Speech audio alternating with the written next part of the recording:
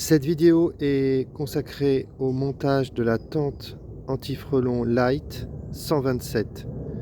127 pour une hauteur de 127 cm. La précédente version faisait 130 cm. Avec 127 cm, ça correspond exactement à la taille de bambou de 150 cm de longueur. Donc cette tente est un kit. On doit le compléter en se procurant 4 tuteurs de 150 cm. On prend habituellement des tuteurs en bambou de 150 cm qu'on trouve en quincaillerie ou en jardinerie vraiment partout. On peut aussi prendre d'autres types de tuteurs comme par exemple des tuteurs en fibre de verre. Voici ce qu'on trouve dans le sachet.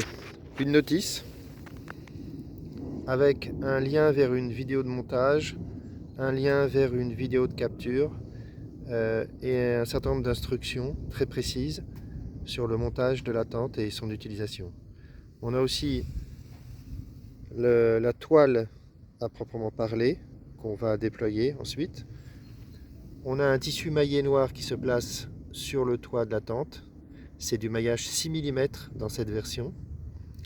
Et on a un sac avec un certain nombre d'accessoires très utiles qu'on va détailler. Voici la toile de tente déployée au sol. Et à côté, 4 tuteurs standards. On peut très bien couper des tuteurs des bambous frais au fond de Saint-Jardin. Ça marche très bien.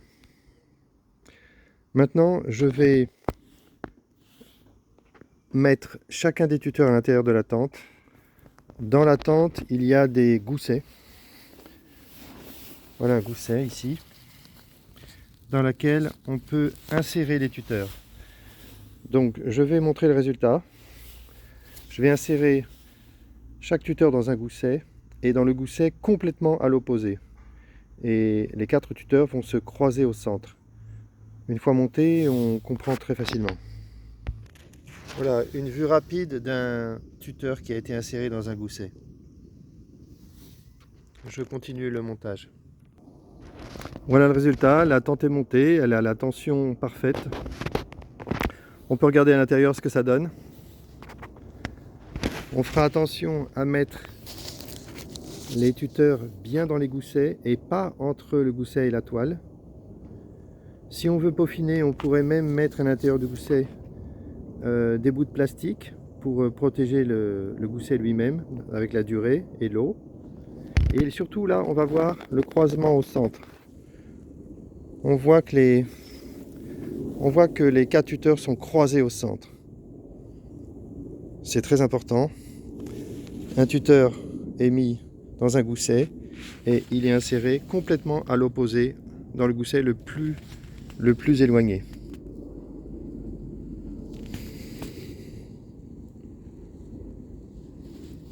Ensuite, ce qu'on va faire, on va prendre la cordelette qui est fournie dans le sachet et on va attacher les tuteurs au centre. On va voir pourquoi.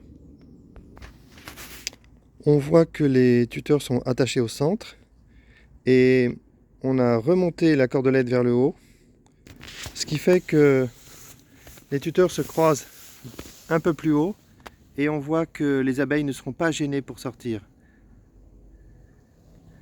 On voit que les tuteurs ne sont pas du tout dans le chemin d'envol des abeilles. Voilà l'astuce de mettre la cordelette au centre des 4 tuteurs. On peut regarder ce qui nous reste dans le sachet.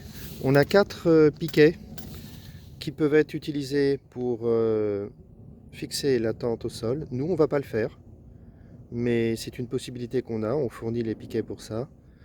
On a du grillage plastifié et un élastique qui peut être utilisé pour fabriquer des bouteilles de capture. On ne va pas le décrire dans cette vidéo, mais c'est fourni et c'est très utile.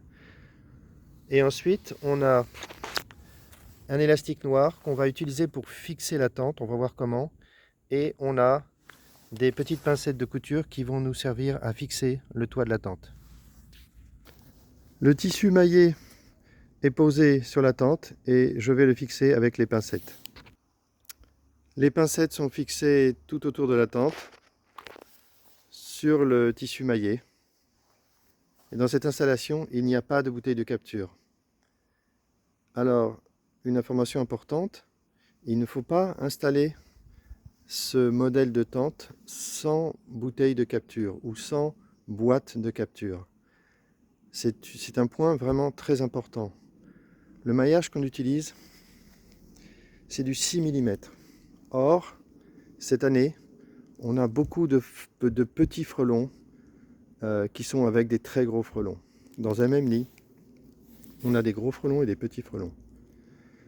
Si on bloque des petits frelons dans du tissu maillé de 6 mm, il pourra le traverser assez facilement et il apprendra à le faire. Ce qui veut dire que la fois d'après, il s'échappera de la tente et il finira par apprendre à chasser correctement devant la tente.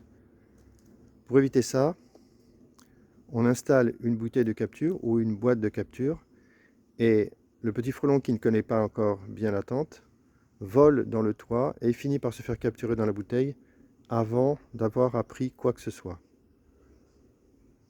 Pour information, dans une prochaine version, on fournira du tissu maillé de 6 mm plus du tissu maillé de 5 mm pour avoir une installation et un réglage un peu plus confortable de la tente. La tente anti-frelon Light est une tente frontale. On l'a installée face à la ruche. Elle est collée contre la ruche. Et on a pu l'attacher à la ruche avec l'élastique noir qui est fourni, car on l'a fixé aux pincettes. Et en cas de coup de vent fort, bien entendu, ça ne ristera pas et ça ne risquera pas d'emporter la ruche. Donc c'est sécurisé. La tente tombera au sol et elle aussi sera protégée. Donc on confirme que cette tente ne dispose pas d'un module de capture en haut et ce n'est pas possible. Il faudrait absolument la compléter avec des bouteilles de capture ou mieux une boîte de capture. Ce sera l'objet d'une autre vidéo.